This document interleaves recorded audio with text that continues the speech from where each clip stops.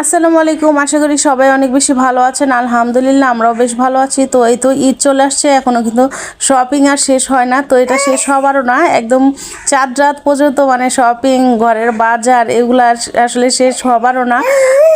20-25 দিন আগের থেকে হয়তো আপনাদের ভাইয়া শপিং শুরু করছে, এখন পর্যন্ত এটা কমপ্লিট করতে পারে নাই। আসলে এটা কিন্তু ঈদ আসলে এরকমই, মানুষের মনে এত বেশি আনন্দ কাজ করে।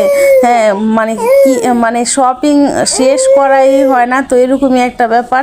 তো সববারই এরকমই দেখছি, যতই আগে শপিং শুরু করি না কেন মানে শেষ হবার হবার না, এটা এরকম একটা জিনিস। তো সবার মোটামুটি সবার শপিং বা যা সব কিছু করা শেষ হওয়ার পরে হইতেছে দুই মেয়ের কিছু শপিং বাকি ছিল। আসলে মেয়েদের তো অনেক গিফট উঠছে, তাও তো ওর বাবা কিনবেই। আসলে হইতেছে বাবা মা তরফ থেকে হইতেছে ঈদের গিফট বাচ্চাদের জন্য।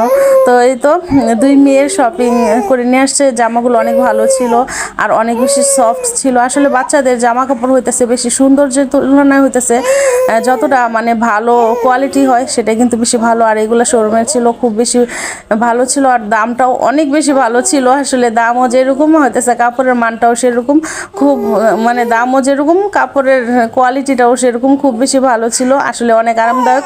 আর বাচ্চাদের ব্যাপারটা কিন্তু এরকমই হওয়া উচিত, যতই কম দামে হোক বেশি দামে হোক কোয়ালিটিটা অবশ্যই ভালো। আর যে জিনিসের দাম বেশি সেই জিনিসটা তো ভালো হবে, এটা তো নর্মাল ব্যাপারই। তো যাই হোক, এখন হইতেছে রান্না করব, সেহরি আর রাত্রের রান্না দুইটাই করে ফেলবো। আর আজকে হইতেছে আপনাদের ভাইয়া পাট শাক আনছিল, বছরের প্রথম পাট শাক, খুব বেশি ভালো ছিল।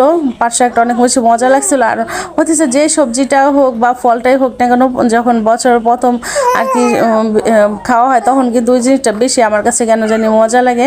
আর এখন হইতেছে রমজান প্রায় শেষের দিকে। আমি তো আপনাদের ভাইয়াকে বলছিলাম যে ইফতারি আমি বানাইতে পারবো না, অনেক বেশি আলসা হয়ে গেছি, তুমি একটু বাজার থেকে কিছুটা কিনে নিয়ে আসছো। তো আপনাদের ভাইয়া 3-4টা করে, খুব বেশি না, একদম সামান্য, জাস্ট একটু মুড়ি মাখাবো। তো এর জন্য হইতেছে জিলাপি, বুরিন্দা আর হইতেছে কয়েকটা জাস্ট ইফতারি কিনে নিয়ে আসছিল। তো বাসায় বানালে অনেক বেশি ঝামেলা লাগে, আর এখন কেমন যেন আলসা হয়ে যেতেছি, ভাল লাগতেছে না লাস্টের পর্যায়ে আর। তো বানানোর প্যারাটা নিয়ে তো আপনাদের ভাইয়া কিনে নিয়ে আসছে, আমার অনেকটা উপকার হয়েছে। আর আপনাদের ভাইয়া বলছিল যে একটু করলা ভাজি করে গরম ভাতে দেয়া খাবো, তো তার জন্য একটু করলা ভাজি করছিলাম। আর আর কি একটু সবুজ সবুজ করে ভাজছিলাম। করলা কিন্তু এখন ভালোই লাগবে, গরমে কিন্তু করলা অনেক বেশি ভালো লাগে। আর আমাদের বাসায় সবাই খুব বেশি পছন্দ করে। তো আমার শাশুড়িকে আবার বলছিলাম যে আম্মা কী খাবেন, তো বলছিল যে একটু শুটকি রান্না করো, আর ছোট আলু দিয়ে হইতেছে শুটকি রান্না করলে আমার শাশুড়ি খুব বেশি পছন্দ করে।